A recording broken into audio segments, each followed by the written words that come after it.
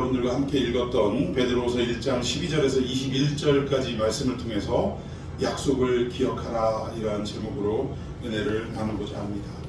자, 늘 말씀드렸지만 베드로 전서는 어떤 배경 때문에 그 책을 기록했느냐, 편지를 기록했느냐, 교회 밖에서의 교회를 향한 핍박과 박해 때문에, 즉 외부적 공격 때문에 베드로 전서라는 편지를 써서 사랑하는 주의 권속들에게 베드로가 친히 보냈다라는 것입니다.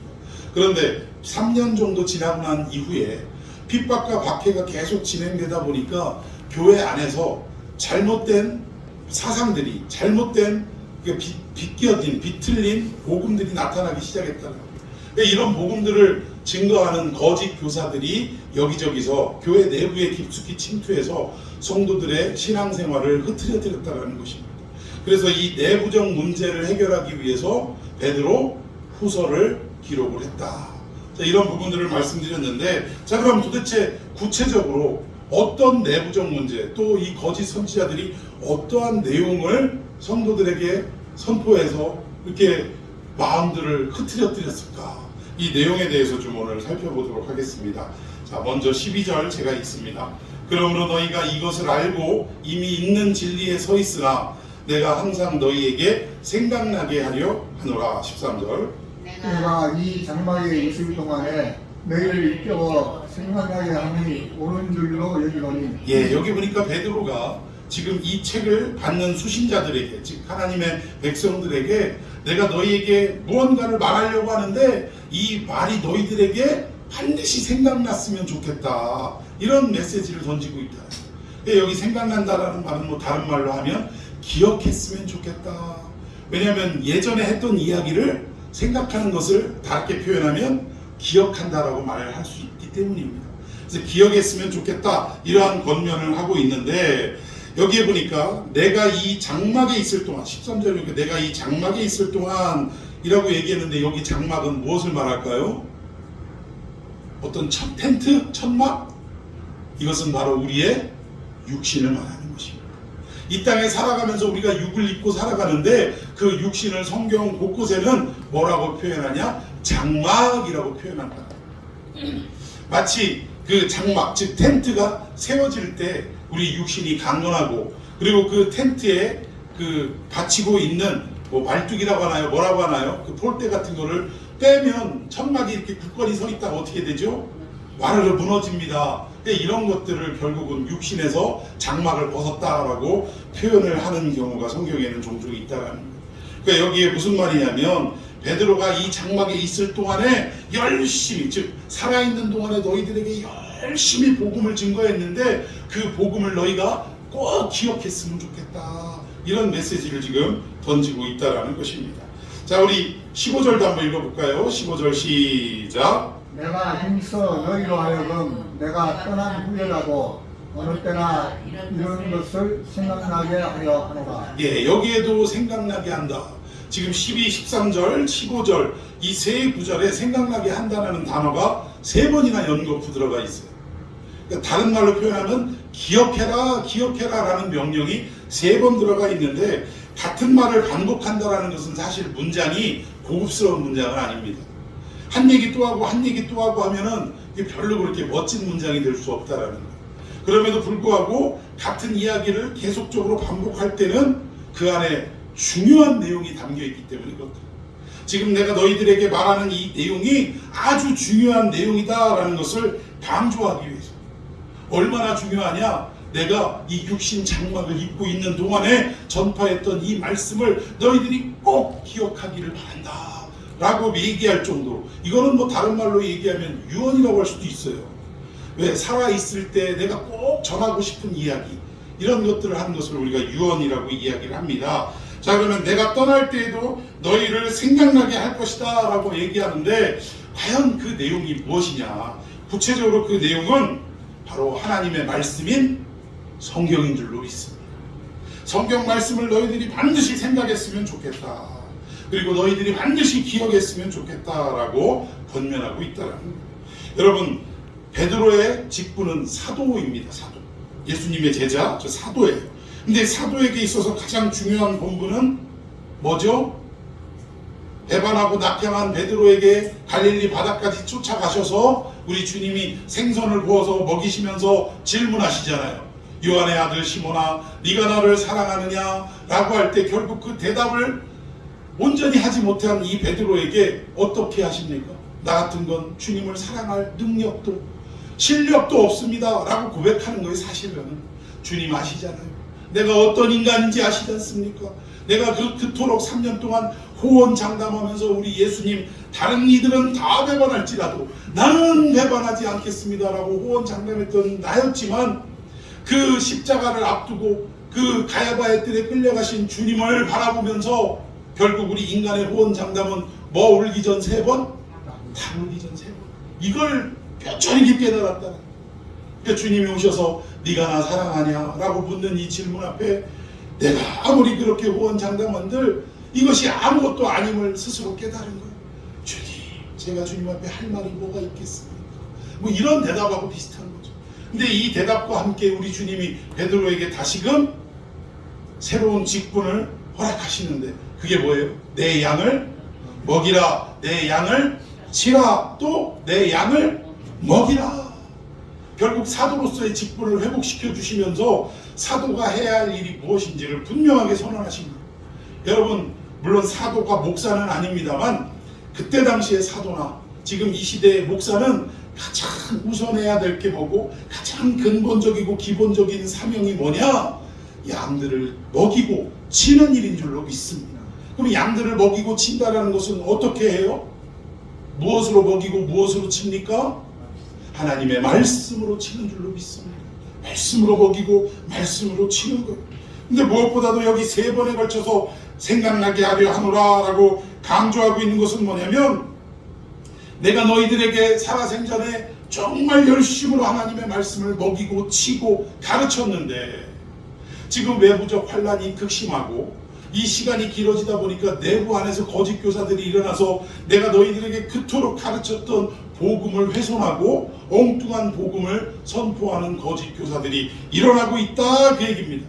그래서 너희들이 지금 그 복음 때문에 잘못된 비껴간 복음 때문에 흔들리고 있구나, 지금 이런 얘기를 하는 거예요. 그래서 그때에도 내가 전한 하나님의 말씀을 너희들이 반드시 기억하고 거짓 복음, 거짓 진리에 흔들리지 않았으면 좋겠다. 뭐 좋겠다 정도가 아니라 흔들리지 말라라고 그렇게 명령하고 있다라는 것입니다. 여러분, 신앙이라는 것, 우리가 신앙생활 한다고 하는데 신앙이라는 것은 뭐냐? 한마디로 말하면 기억하는 것인 줄로 믿습니다. 생각하는 게 신앙이에요. 무엇을 생각하고 무엇을 기억합니까? 하나님의 말씀을 생각하고 기억하고 그 생각하고 기억한 말씀을 우리의 삶 속에 어떻게 하는 거예요? 적용하는 거. 이게 신앙이라는 거예요. 여러분, 단순히 내가 교회를 다닌다고 신앙이 아니고 그저 내가 믿습니다 한다고 해서 신앙이 아니라는 거예요. 우리의 마음과 생각 속에 언제나 하나님의 말씀을 기억하고 그 말씀을 붙잡고 그 말씀을 따라 적용하며 살아가는, 순종하는 삶, 이것이 바로 신앙이고 신앙생활이라 말할 수 있다는 거예요. 여러분, 구약의 모세오경 가운데 마지막 책이 신명기입니다. 근데 이 신명기라는 말이 무슨 말이냐? 제 신자에다가 다시 명령한 말. 그러니까 결국 우리 인간 입장에서는 하나님이 다시 명령한 그 말씀을 우리는 어떻게 해야 돼요? 다시금 기억해야 하는 말씀이다. 다시금 생각해야 하는 말씀이다. 이것이 바로 신명기인 줄로 믿습니다. 근데 우리 신앙의 문제가 뭐냐? 이 기억해야 할 하나님의 말씀을 어떻게 가는 거예요? 점점 잊어버려가는 거예요. 망각하는 거예요. 곡해하는 거예요. 여러분, 우리 사람이 정상적으로 사고하고 생각할 때 그때 건강한 사람이라고 한다면 결국 우리가 기억하지 못하고 생각하지 못하는 것을 무슨 병이라고 그래요? 그렇죠. 알츠하이머, 치매라고 합니다. 온전히 생각하지 못하고 온전히 기억하지 못하는 것. 뭐 치매 또는 알츠하이머, 또 어떤 외부적인 충격으로 인해 잠시 기억을 잃어버리는 기억상실증이 걸립니다. 우리의 신앙이 혹시 기억상실증이나 혹시 이 알츠하이머에 걸린 것은 아닙니까? 이 부분을 우리가 늘 점검하며 살아야 한다는 거예요. 인간은 모든 것을 다 기억할 수는 없어요. 어떤 외국 할아버지가 코가 이렇게 크고 머리도 그냥 흰머리지만 그래도 우리 검은 머리가 아니라 약간 은발이 섞여있는, 금발도 섞여있는 이런 외국 할아버지가 할머니가 없어졌다고 여기저기를 찾아 헤매는 거예요. 우리나라에서. 어떤 사람이 그걸 보고 깜짝 놀라가지고 할아버지 왜 이러세요? 그러니까 할머니가 없어졌다라는 거. 영어로 할머니, 한국말도 제대로 못해. 그래가지고 이 사람이 그 영어를 딱 해석을 하고 파출소로 할아버지를 모시고 와서 이야기를 한 거예요. 순경한테, 경찰한테. 지금 이 할아버지가 할머니를 찾고 있는데 할머니가 어디 계신지를 몰라가지고 저렇게 애타하며 찾고 있다. 근데 딱 경찰이 할아버지를 보는 순간 이미 알고 있는 거야. 뭘 알고 있냐? 내 사연을 들어보니까 할아버지가 원래 뭐 하시는 분이냐면 파일럿. 비행기 기장이에요. 근데 이분이 공교롭게 또 한국 여자를 만나가지고 결혼을 했어. 그래서 외국에서 살다가 은퇴하고 난 뒤에는 우리 부부간에 이제 자식도 없고 그러니까 뭘 약속했냐면 우리 세계 곳곳에 다니면서 살기 좋은 곳에 다니면서 여기서 몇 년 저기서 몇 년 이러면서 살자고. 이래가지고 약속을 해가지고 그렇게 살다가 노년이 돼서는 이 할머니의 모국인 대한민국 땅에 와서 살고 싶다라는 할머니의 요청에 의해서 한국 땅에 지금 정착을 하고 살다가 그만 이 사랑하는 할머니가 먼저 떠나버리고 만 거예요. 근데 이 할아버지 혼자 살아가다가 결국 뭐가 온 거예요? 치매가 온 거예요. 멀쩡하게 할머니 없이 혼자 살아가고 있다가 어느 순간인가 나랑 같이 어떻게 보면 삶의 파트너고 동반자인 할머니가 없어졌다고 그 할머니를 막 찾아 헤매느라고 길거리를 막 돌아다니고 애타게 부르고 그러다가 제정신이 오면 할머니가 죽었구나 뭐 이러고 제정신이 돌아오고 왔다 갔다 한다라는 거예요. 여러분 할머니 없이 살아가는 이 외로움이 얼마나 컸으면 이런 어떤 치매 증상으로도 나타나겠습니까? 그러니까 이렇게 인간은 모든 사실을 다 기억하는 것이 어찌 보면 아픔일 수도 있고요 괴로움일 수도 있습니다. 그래서 하나님은 우리에게 어떠한 복을 주셨냐면 잊어버릴 수 있는 망각의 복을 주셨다. 여러분들이 제가 열심히 전한 설교를 여러분들이 다 기억하고 있다고 해보세요. 제가 할 말이 없을 거야 아마. 근데 은혜롭게도 여러분들에게 망각의 복이 임해서 그래서 지금 지난번에 설교했던 것도 잠깐 잊어버리고 그리고 또 설교 그때 그런 말씀 하셨지 하고 여러분들이 다시금 또 기억하는 이거 축복 아니겠습니까? 그런데 물론 이것도 그렇지만 정말 베드로가 여기서 강조하는 건 너희들이 다 잊어버리고 뭐 그런 것들이 좋다 할지라도 단 한 가지만큼은 잊어버리면 안 된다 이거. 그게 뭐라고요? 하나님의 말씀이라고. 하나님의 말씀. 좀 전에 뭐 설교를 잊어버리는 게 여러분들에게 뭐 축복이라고 했는데 근데 베드로도 마찬가지. 모든 말씀을 다 기억하라 이게 아니라 우리가 하나님이 우리에게 향하신 그 근본적이고 핵심적인 말씀이 있잖아요. 그 뼈대에 있는 말씀이 있잖아요. 그러니까 이 원리와 질서는 우리가 절대 잊어버리면 안 된다는 거예요. 그 원리와 질서 속에 가장 중요한 것은 뭐냐? 하나님은 우리를 사랑하셨다라는 거예요.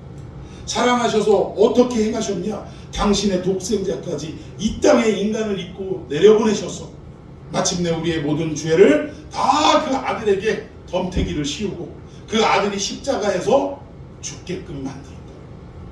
그리고 나서 그 아들 값을 지불하고 우리를 살리시고 구원하시고 당신의 자녀로 삼아 주셨다는 거예요. 이 원리만큼은 우리가 절대 잊어버리면 안 되는 거예요.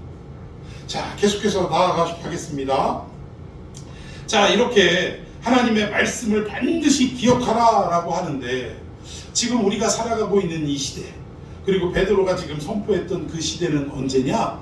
예수님이 이 땅에 오셔서 당신의 모든 사명을 감당하시고 십자가를 감당하시고 하늘로 부활하시며 뭐를 말씀하셨어요? 그렇죠. 내가 다시 오마 약속하고 그리고 세상 끝날 때까지 내가 항상 너희와 함께 있겠다 약속하고 올라가셨어요. 그리고 우리는 지금 무엇을 기다리고 살아가느냐? 다시 오실 그 주님을 기다리며 살아가는 거예요. 이 가운데 끼어있는 게 우리들의 삶이고 베드로가 이 편지를 쓸 때 물론 예수님이 승천하신 지 얼마 안 되지만 어쨌든 승천하고 난 이후 다시 재림하기 이전 요 사이를 우리도 공히 같은 시대를 살아가고 있다라고 해도 과언이 아니라는 거예요. 다시 오심을 약속하시고 또 2000년 전에 오셨던 이 모든 이 두 기간 사이에 살아가는 게 우리들인데 우리는 요 삶을, 요 가운데서 살아가는 삶을 뭐라고 말하냐면 순례의 길이라고 이야기하고요, 나그네 길이라고 이야기를 합니다.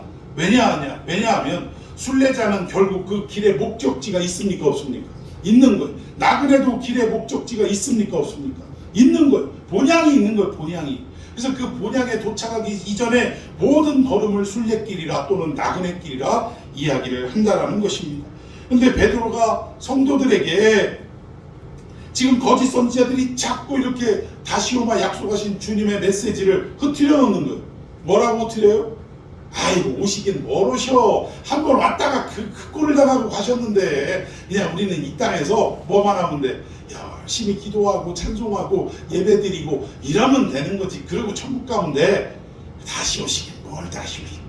이렇게 자꾸 엉뚱한 메시지를 넣기 시작했다는 거예요.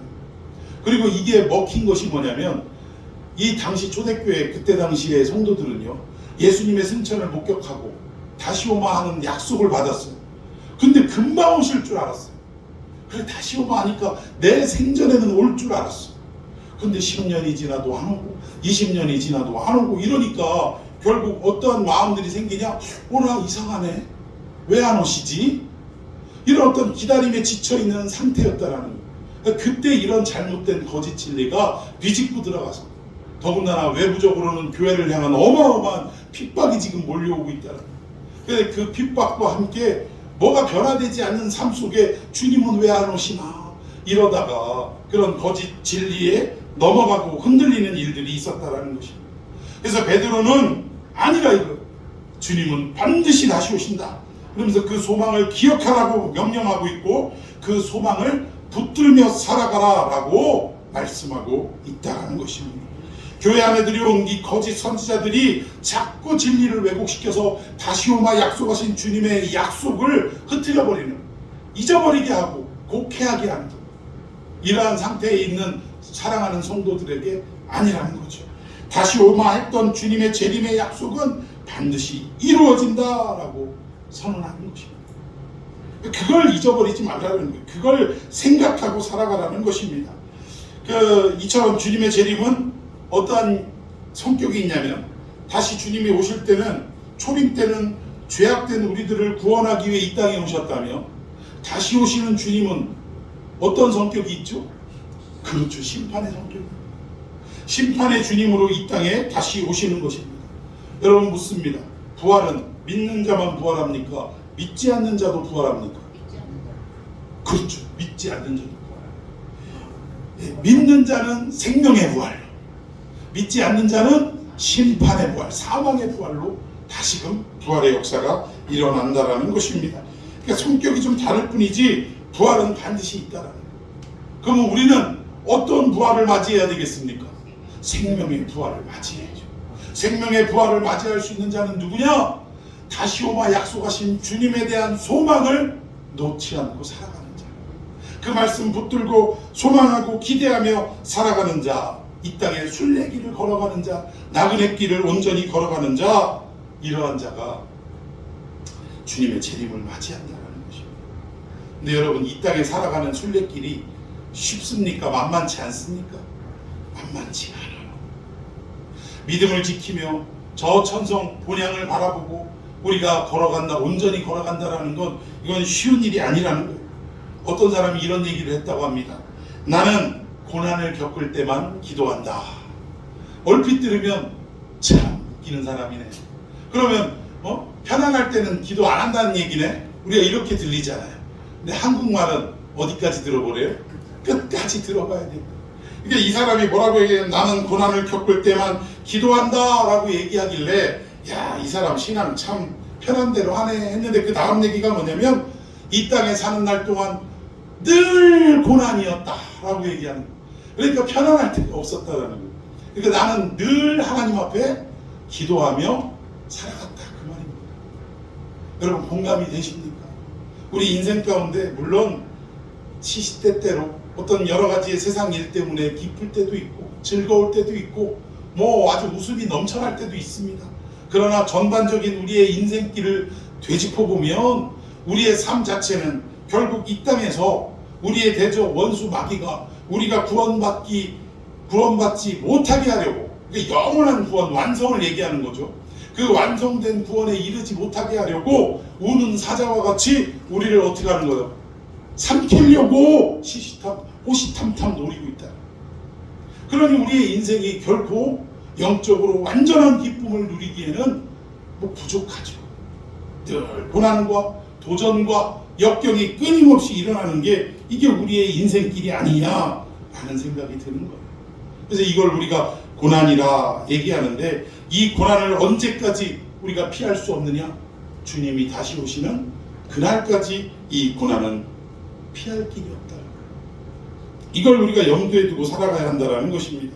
그런데 이 고난의 길, 이 순례의 길, 나그네의 길에 반드시 우리에게 필요한 몇 가지가 있다. 온전히 이 고난의 길을 완주하기 위해서는 우리에게 필요한 것이 있는데, 첫 번째가 뭐냐? 방향을 나타내는 뭐가 필요하겠어요? 나침반이 필요한 거예요. 나침반. 이 나침반이 필요한데 우리 성경 한번 봅시다. 시편 119편 103절에 너무나 유명한 말씀이죠. 시작. 주의 말씀은 내 발의 등이요 내 길의 빛이니이다. 예, 하나님의 말씀이 내 발에 등이고 또 내 가는 길에 빛이 된다라고 선언하고 있는데, 여기에 등과 빛이 같은 말인 것 같지만 조금 뉘앙스가 다른 거예요. 여기에 빛이라고 하는 것은 어디로 가야 할지 방향을 알려주는 나침반과 같은 거예요. 하나님의 말씀이 길을 비춰준다 할 때 결국은 목적지를 비추어주는 이 나침반과 같은 거랍니다. 그러면 등은 뭐냐? 내 발의 등, 이건 뭐냐면 여기에는 뭐가 있고 저기에는 뭐가 있다, 이런 시시콜콜 세세한 약도 내지는 지도와 같은 역할을 하는 게 등이라고 표현하고 있다. 우리가 길을 가다가 이런 거 있잖아요. 여기에는 웅덩이가 있고 저기엔 모래사막이 있고 하면 어떻게 피해가야 돼요? 그냥 정면으로 뚫고 가야 돼요? 피해가야죠. 그러니까 이곳으로는 가야 할 길이 아니다라고 제시하면 돌아가고, 이쪽은 가면 빠진다라고 알려주시면 안 빠지는 길로 우리가 가야 된다. 하나님의 말씀 속에는 영원한 목적지와 함께 이 땅에서 우리가 어떻게 살아가야 할지 구체적인 내용까지도 다 제시가 되어 있는 책인 줄로 믿으시기를 바랍니다. 하나님 말씀이 이렇게 중요한 거예요. 근데 이 말씀을 우리가 생각하지 아니하고 기억하지 아니하면 어떻게 우리가 이 땅의 이 순례의 길, 고난의 길을 온전히 걸어갈 수 있겠냐, 이 말. 지금 베드로는 그 말씀을 하는 거예요.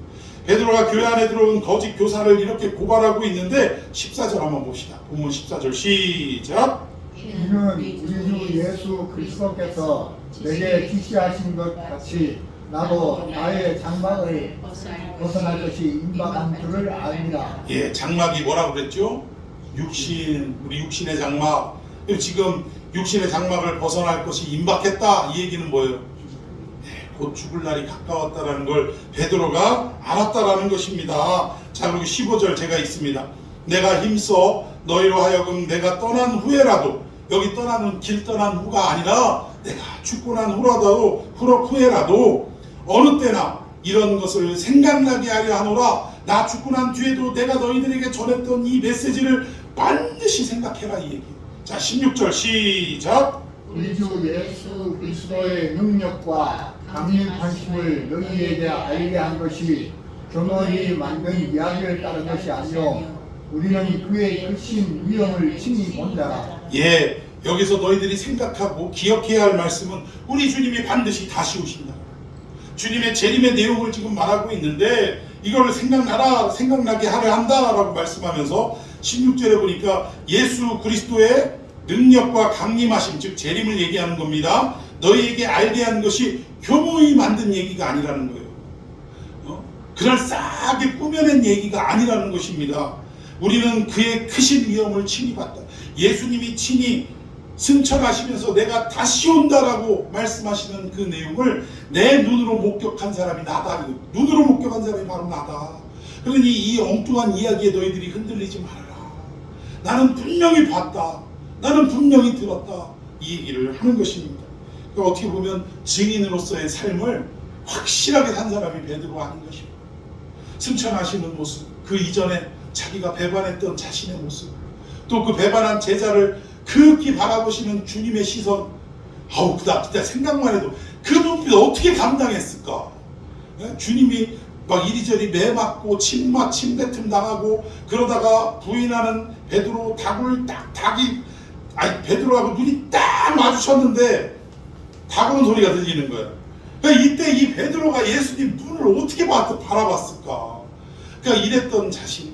그럼에도 불구하고 부활을 목격했음에도 낙향해가지고 물고기 잡는데 다시금 나를 사도로서 세워주시는 그 예수님.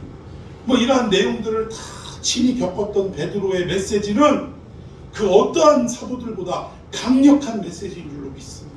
그래서 우리도 참 체험이라는 게 절대적인 것은 아니지만요, 하나님의 말씀을 배우고 익히고 이거 너무나 중요하고 이것이 가장 기본적인 거지만 이 들은 말씀을 우리의 삶 속에 체험하고 목격하는 것이 얼마나 중요한지. 어떤 사람들에게 말씀을 전해도 내가 직접 체험한 얘기를 전하는 것만큼 생생한 게 없기 때문에 그렇습니다.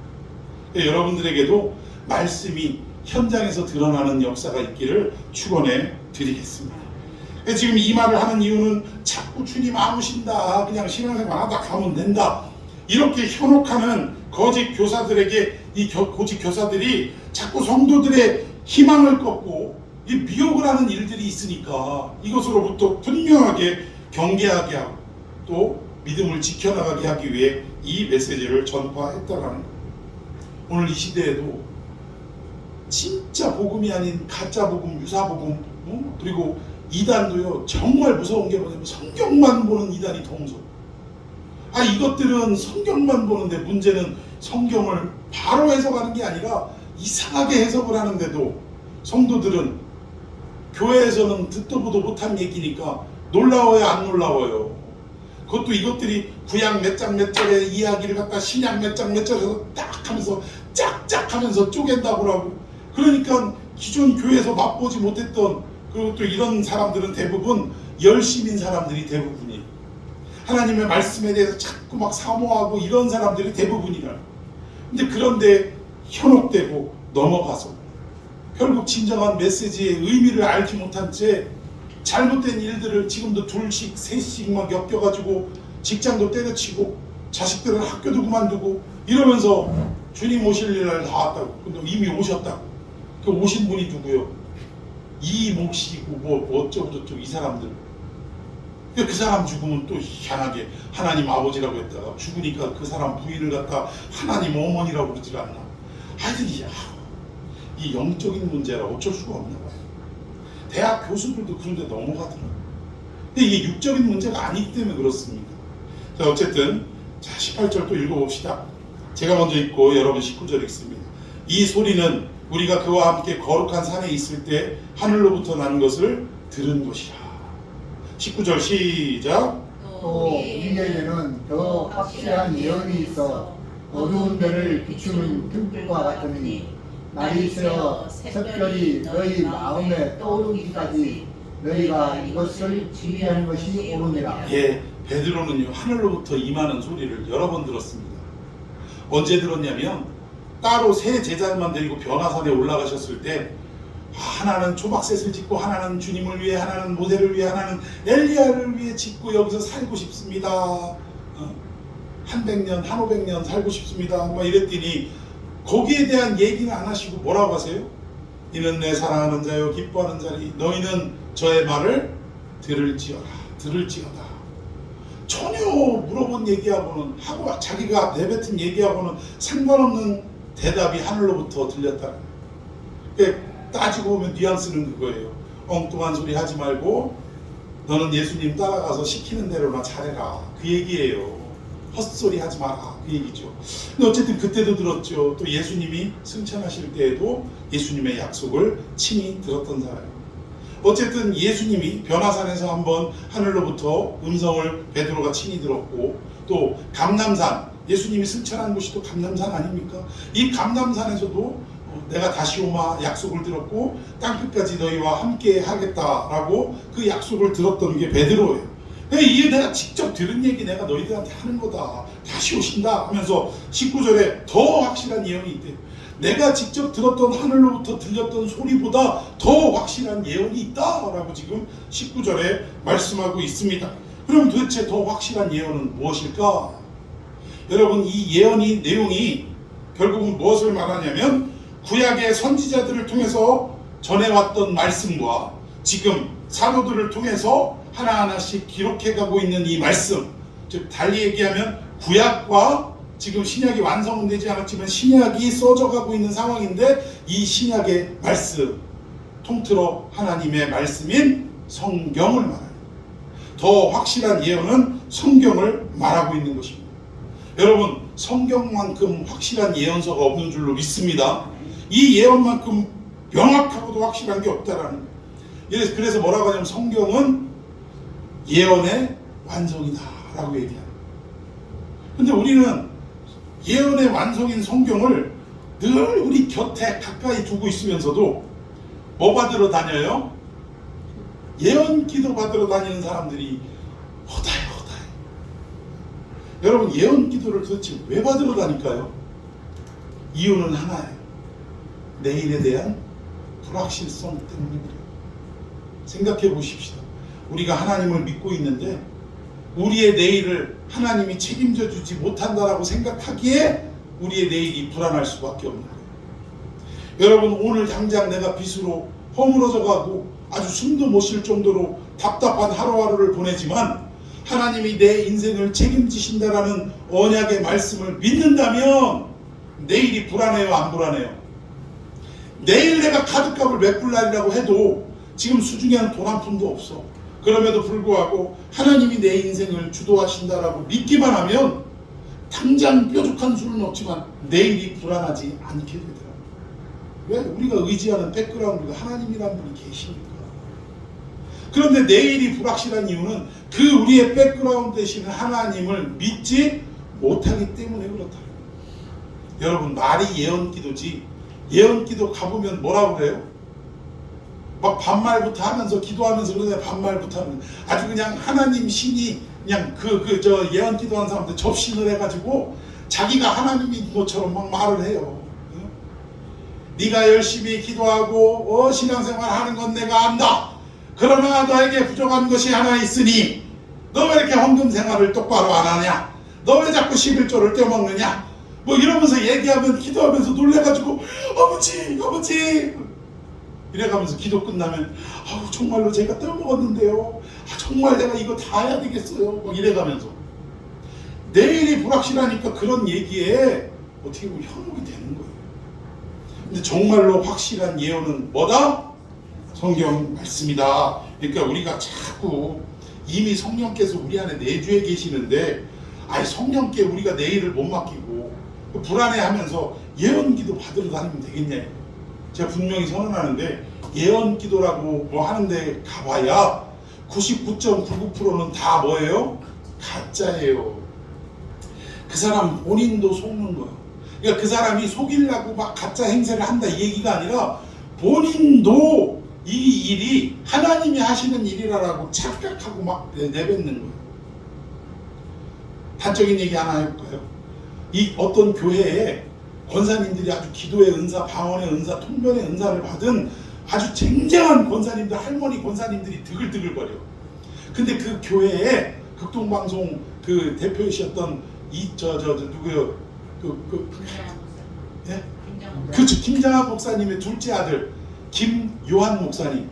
대전에서 함께하는 교회 뭐 이렇게 목회하시고 그랬는데 지금도 하나 모르겠어요. 이분은 형은 조금 인물이 떨어져. 요셉 목사님은 조금 인물이 떨어져요. 아주 그냥 목사님의 안 좋은 부분과 사모님의 안 좋은 부분은 다 갖다 붙인 것 같아요. 키도 작지요. 생긴 것도 외국 사람인데 인물이 별로 좋지가 않아. 근데 희한하게 둘째 아들인 요한 목사님은 이분들의 아주 좋은 유전자만 다 물려받은 것 같아요. 키도 크지요. 목사님은 키가 작지만 사모님은 그 여성으로서 키가 크잖아요. 키도 크지요. 인물도 좋아. 근데 이분이 이제 그 침례신학대학 다니면서 전도사로 어떤 교회, 침례교회 가서 이제 그 사역을 하는데 그 교회가 이 권사님들이 드글거리는. 근데 맨날 하여튼 기도회만 하고 이러는데 그 전도사님한테, 김장한 목사님, 둘째 아들한테 그러는 거예요. 우리 전도사님은 다 좋은데 설교도 잘하고 뭣도 잘하고 다 좋은데 여자만 조심하면 돼. 맨날 그러더래, 맨날. 그러면서 방언 받았어요. 그 방언 아직 못 받았는데 방언받아야 된다고 막 이러면서 아주 그냥 기도할 때마다 들들볶더래. 받으셨어 방언? 아니 아직 못 받았는데 뭐 하시는 거예요? 여태 방언도 안 받고 막 이러면서 하도 그냥 들볶으니까 이 요한 목사님이 꾀가 났대. 꾀가. 그러니까 우리 신학교 가면 헬라어하고 히브리어를 배웁니다. 그런데 헬라어 배울 때 주기도문을 헬라어로 이렇게 막 외우기도 하고 뭐 이런 거 있어요. 근데 이걸 이제 과제 중에 헬라어를 외우는 막 이런 거 능숙하게 한국말로 주기도문 하듯이 이렇게 헬라어로 막 주기도문 하고 이걸 이제 과제로 받아서 열심히 외우고 또 막 능숙하게 읽으려고 연습하고 이러다가 하도 방언 뭐 통변한다는 권사님들이 방언 받으라고 난리를 쳤는데 어느 날은 당당하게 가지고 그랬대요. 방언 받으셨어요? 그래. 방언 받았다고. 그래서 방언 한번 해보라고 내가 통변해보겠다고. 그러더니 막 기도를 같이 하는데 배운 헬라어를 유창하게 막 그냥 했더니 그 방언 통변한다라는 권사님이 뭐라고 그래요? 기도를 같이 막 기도하더니 되셨다. 이제 방언 됐어. 그러더니 뭐 아까 한 얘기 뭐만 조심하면 돼?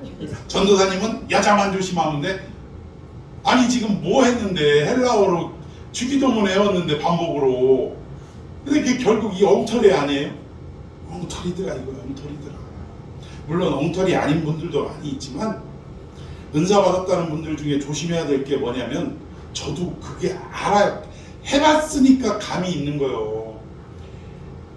이게 하나님 앞에 은사를 받으면요, 이게 본인은 이게 절대적인 거라고 생각하면 안 되는데 이걸 절대적으로 생각하고 내 어떤 느낌과 내 어떤 감성적인 어떤 이런 모든 것들이 동원이 돼가지고 이것이 곧 하나님의 뜻이다라고 착각할 때가 있다. 그러니까 예를 들자면 그런 거죠. 하나님 앞에 직장이 없어가지고 간절하게 기도했는데 세상에 직장이 딱 됐어. 그러니까 만나는 사람마다 교회에서 하나님이 내 기도에 응답하셨다고, 하나님이 정말 평생 직장 허락해달라고 기도했는데 기도하고 한 달도 안 돼가지고 이렇게 연결이 돼서 내가 일을 하게 됐다고 막 그러는 거예요. 그러면 기도의 내용처럼 평생 직장이 돼야 돼요? 안 돼야 돼요? 돼야죠. 기도의 응답이라면. 근데 그 다음 달 그만뒀어요. 2달째 그만뒀어요. 왜 그만뒀냐 했더니 첫 달은 월급을 받았는데 둘째 달부터 그 회사가 막 어려워지고 힘들어져서 아무래도 월급 줄 형편이 안 될 것 같더래요. 여기저기서 하여튼 문제가 심했거든 그 회사가. 그래서 2달째 월급 밀리기 전에 그냥 아예 그만둬야겠다 하고 그만두고 나갔어요. 그러면 도대체 기도에 응답받았다는 건 뭐예요 그건? 자기 기분인 거예요. 이럴 때가 많다라는 것입니다. 그러니까 우리가 너무 예언이다 뭐다 이런데 마음 빼앗기면 안 되고 은사다 뭐다 이런데 마음 뺏기면 안 되고 더 확실한 예언에 우리의 마음을 두어야 한다. 그 확실한 예언이 뭐다? 성경 말씀이다. 믿습니까? 야, 그리고 또 어두운 데를 비추는 등불과 같으니 날이 새어 뭐가? 샛별이 너희 마음에 떠오르기까지. 여기 샛별은 새벽별을 샛별이라고 그래요. 새벽별을 우리말로 샛별이라고 합니다. 그럼 도대체 이 새벽별이 우리 마음에 떠오르기까지 라고 했는데 새벽별이 뭐냐 이거예요. 새벽별이 뭐냐. 성경을 한번 봅시다. 민수기 24장 17절 시작. 내가 그를 보아도 이때의 일이 아니며 내가 그를 바라보아도 가까운 일이 아니로다. 한 별이 야곱에게서 나오며 한 규가 이스라엘에게서 일어나서 모압을 이쪽에서 저쪽까지 쳐서 무찌르고 또 셋의 자식들을 다 멸하리로다. 아멘. 지금 모세가 하는 얘기인데 내가 지금 보고 있는 내용이 지금 일어나는 일이 아니라 이거예요. 먼 훗날 일어나는 일인데 그 일어나는 일을 보니까 한 별이 야곱에게서 나오더라 이거죠. 그리고 그 뒤에 한 규라고 했는데 규는 뭐냐면 왕이 들고 다니는 이런 먼지털이 같은 거 있잖아요. 왜 왕이 다 들고 다니는 이 막대기 있습니다. 그리고 그 끝에는 막 술이 이렇게 달려가지고 털이개 같이 생긴 그런 게 있어요. 왕만 들고 다니는 거예요. 그러니까 한 왕이 이스라엘에게서 난다 그 얘기입니다. 근데 여기 그 왕의 표현이 한 별이라고 표현하고 있잖아요. 한 별. 자, 그 이 별이 뭐냐? 계시록으로 넘어가 봅시다. 계시록 2장 28절은 내가 또 그에게 뭐를 주리라? 새벽별을 주리라. 새벽별이 우리말로 뭐라고요? 샛별. 자, 22장 16절도 봅시다. 시작. 나 예수는 교회들을 위하여 내 사자를 보내어 이것들을 너희에게 증언하게 하였노라. 나는 다윗의 뿌리요 자손이니 곧 광명한 새벽별이라 하시더라. 아멘. 자, 여기 보니까 새벽별이 누구를 말하는 거예요? 예, 샛별, 즉 예수님이 너희 마음에 떠오르기까지 이렇게 해석할 수가 있다라는 것입니다. 우리 찬송가에도 있잖아요. 주는 저 산 밑에 백합 빛나는, 예, 주는 새벽별을, 우리 예수 그리스도가 새벽별이라는 거예요. 우리 예수 그리스도는 캄캄하고 절망에 빠진 이 세상에 빛을 비추어 주기 위해 오신 새벽별인 줄로 믿으시기를 바랍니다. 여기 금산 여기 넘어가면 월명동이라는 데가 있습니다. 월명동에 누가 주둔하고 있냐면 그 JMS 정명석, 예, 그 사람이 뭐라고 하냐면 별명이 뭐냐면 모닝스타예요. 모닝스타. 모닝스타가 뭐예요? 새벽별, 새벽별. 지가 새벽별이라 이거 지가 예수라 얘기예요. 근데 그 예수님은, 금산에 계신 그 예수님은 얼마 전에도 여신도들 성폭행해가지고 그 교도소 갔다 오셨는데, 아유 늙음하게 인생 이제 좀 있으면 뭐 어떻게 보면 끝날 때가 다 됐는데, 요번에 또 그게 터져가지고 제가 볼 때는 아마 인생의 마지막을 그 학교에 가서 좀 마무리하실 것 같아요. 그러니까 공부해도 해도 정신 못 차리니까 너는 죽는 날까지 좀 마음 공부 좀 해라라는 그런 차원에서 아마 요번에 좀 들어가는 게 아닌가 싶기도 합니다. 결국 이 새벽별은 예수 그리스도여야 되는데, 광명한 천사, 광명한 사탄들이 결국 예수님을 가장해가지고 새벽별인 채, 예수인 채 하는 일들이 많이 있다라는 것입니다. 그러나 여기서 말하는 이 샛별이 우리 마음에 떠오르기까지라고 하는 것은 모세가 보았던 이스라엘 야곱의 집에서 한 별이 나온 그 별, 예수 그리스도라는 사실이에요. 예수 그리스도가 선명히 우리 마음에 열어지는 것, 그것이 바로 성경이 담당하고 있는 거예요. 성경을 통해, 말씀을 통해 예수 그리스도가 새벽별로서 우리 마음에 열리는 역사가 일어나게 된다는 것입니다. 그리스도를 설명하지 않는 성경은 단 한 권도 없어요. 창세기부터 계시록까지 모든 책이 다 누구 얘기야? 예수 그리스도에 관한 책이라는 것입니다. 늘 말씀드리지만 요한복음 5장 39절에 너희가 성경에서 영생을 얻는 줄 알고 상고하거니와 이 성경이 곧 내게 대하여 증거하는 것이다. 내게라는 것은 지금 예수님이 하시는 말씀이니까 예수님 자신에 대해 증거하는 것이라 라고 말씀하는 것입니다. 그래서 그분이 왜 우리 구원의 시작이 되고 과정이 되고 완성이 되는지 어디에서 알 수 있는 거예요? 성경에서 알 수 있는 거예요. 성경에서. 성경은 예수님에 대한 모든 것들을 기록하고 있기 때문이라는 것입니다. 그래서 우리의 구원은, 우리의 소망은, 우리의 용기는, 우리의 근거는 누구뿐이다? 예수 그리스도 한 분뿐이라는. 오늘도 그분께 집중하기 위해 우리가 예배의 자리에 나온 줄로 믿습니다. 자, 우리 마지막 본문 봅시다. 20절, 21절 시작. 먼저 알 것은 성경의 모든 예언은 사서로이 풀 것이 아니니. 예, 여기서 사사로이 푼다는 말은 성령에 의해서 풀어지지 아니하고 내 개인적 생각, 아마 이런 것 아니겠어? 라고 푸는 게 사사로이 푸는 거예요.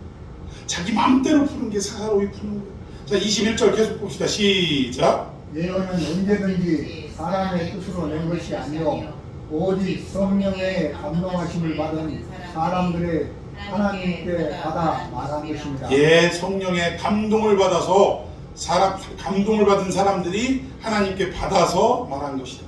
여기서 받았다라는 표현도 우리가 주의해야 돼요. 어떤 목사님은 그러더라고요. 자기는 설교를 준비해서 하지 않고 받아서 설교를 한대요. 그러니까 단상에 올라가면 뭐 어느 정도 머릿속에 뭔가 구상은 있었겠지만 그냥 막 나오는 대로 하는 거예요. 나오는 대로. 어떤 목사님이 큰 교회 부임을 하셨는데 이제 몇 년 부임을 하고 나서 한번 장로님이 물어봤대요. 목사님은 참 설교를 언제 준비하십니까? 왜냐면 너무 바쁘게 사니까 목사님이 맨날 무슨 모임 있다고 나가고 뭐 어디 나가고 하니까 하도 궁금해서 목사님은 언제 설교를 준비하십니까? 그랬더니 목사님이 그러시는 거예요. 자기 딴에는 내가 성경에 능통했다 이걸 드러내려고 그랬는지 모르지만 뭐 설교 준비 따로 할 게 뭐 있습니까? 사택에서 교회 오는 동안에 설교 준비하고 설교하는 거죠. 라고 했더니 이 장로님이 이제 장로님들끼리 모여가지고 회의를 했어요. 그래서 어떤 결정을 내렸냐? 지금 목사님이 교회와 사택이 5분 거리인데 안 되겠다. 30분 떨어진 데다가 사택을 마련하자. 왜? 사택에서 어디 올 때 설교 준비한대요? 더 준비하라 이 얘기예요. 이게 당신 설교하는 거 내용이 현찮다 탐탁지 않다. 더 말씀 준비하고 더 연구해라. 그런 의도로 30분 떨어진 데 사택을 얻기로 결정을 했대요. 이 결정을 듣고 목사님이 크게 깨달았다고 합니다. 여러분, 이 말씀은 우리가 사사로이 풀 것도 아니고요. 정말 연구하고 노력하고 해야 되는데 자꾸 사람들은 뭔가 하늘에서 받았다라는 이런 표현들이 좀 신령해 보이나 봐. 여러분, 성령님은 그렇게 역사하는 분이 아니에요. 어느 날 뭐 엉뚱한 일을 하고 있는데 성령님이 팍 임하시면 무슨 막 휙 돌아가지고 그냥 막 글씨를 써내려가고 막 떠들어대고 그런 게 아니에요. 하나님은 인격적인 하나님인 줄로 믿습니다. 여러분, 우리에게 왜 공부하게 만드신 줄 아세요? 왜 신학을 하게 하는지 아세요? 오늘날 이 군소신학 많은, 이제 물론 안 그런 분들도 많이 있지만 군소신학에 다니는 많은 신학도들이 착각하는 이유 중에 하나가 신학교에 오면 배우는 것은 형식적인 것이고 결국은 뭐가 되기 위한 과정이야? 목사가 되기 위한 과정이다라고 착각하는 거예요. 아닙니다. 제가 그래서 웬만하면 돈이 좀 재정이 많이 들어가도 이런 군소신학 가지 말고 제대로 된 신학교를 가고 또 기간도 오래 걸리지만 그러나 하라고 자꾸 권하는 이유가 뭐냐면 신학은 제대로 해야 돼요.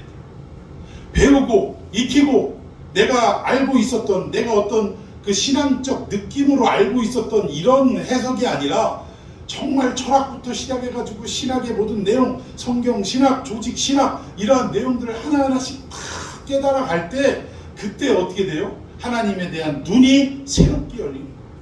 성도들에게 바른 건전한 신학과 신앙에 입각한 설교를 할 수 있다. 그래서 하나님께 받아 말했다라는 걸 또 착각하면 안 된다.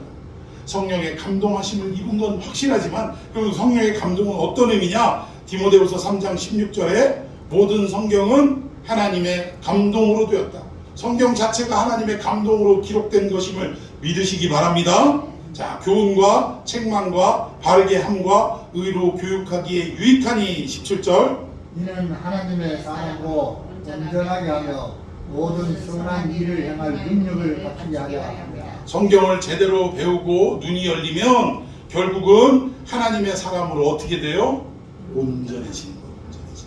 완전해지는 게 아니라 온전해지는 거예요. 그리고 또 모든 선한 일이라고 했는데 착한 일을 말하는 것이 아니라 선한 일은 바로 하나님의 일인 줄로 믿습니다.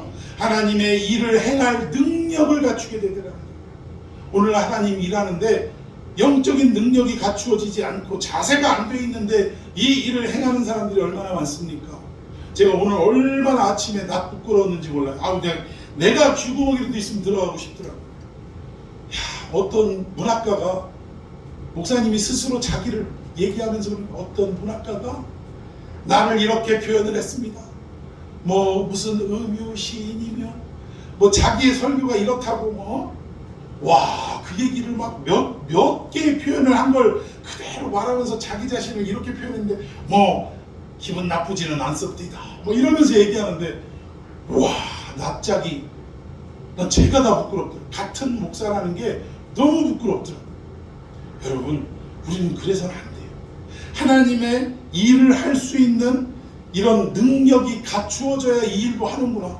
큰 교회 한다고 다 훌륭한 목사 아닙니다. 이런 부분들을 우리가 잘 알아야 되는 거예요. 큰 교회 목사라고 어디 뭐 미국에서 유학한 목사라고 아이고 여러분 정말 중요한 건 우리 예수님 샛별 되신 그 주님이 우리의 마음속에 확실하게 비춰주심으로 그 말씀을 온전히 전파하고 가르치고 선포하는 그 하나님의 사람이 성령의 감동하심을 입고 설교하는 목사인 줄로 믿습니다. 근데 이걸 우리가 구분하고 분별해낼 줄 알아야 한다라는 거예요. 자, 온 교회가 말씀을 사랑하고 말씀 배우는데 열기를 더하고 또 말씀 앞에 겸허히, 제일 중요한 거, 입을 닫는 역사가 일어나요. 우리가 벼는 이삭이 튼실할수록 고개를 어떻게 한대요? 숙인다라는 거죠. 하나님의 그 광대한 역사를 알아가면 알아갈수록 우리의 죄인됨과 우리의 점 하나만도 못한 존재됨을 깨달아가게 되고 그 앞에 결국 우리는 어떻게 되냐? 고개를 숙일 수밖에 없게 돼요. 우리 할 말이 없어지는 거예요. 이런 부분들을 여러분 잘 깨달으시고 이런 공동체를 하나님이 기뻐하신다라는 것을 여러분 정말 붙들고, 여러분이 어른이나 또는 청년이나 매일매일 이 감동으로 기록된 하나님 말씀을 붙들고 예수님을 소망 삼는 저와 여러분이 되기를 예수님의 이름으로 축원해 드리겠습니다. 자, 우리 말씀 붙들고 좀 기도합시다. 우리 이 약속, 예수 그리스도의 주신 이 약속을 붙들고 살아가는 우리들 되게 하여 주시고, 다른 거짓된 복음이 아니라 참된 하나님의 말씀이 우리에게 생각나게 하고 우리에게 기억나게 하셔서 그 말씀만 붙들고 끝까지 살아갈 수 있는 삶이 되게 해달라고 우리 주님의 이름을 뜨겁게 부르며 함께 기도합니다.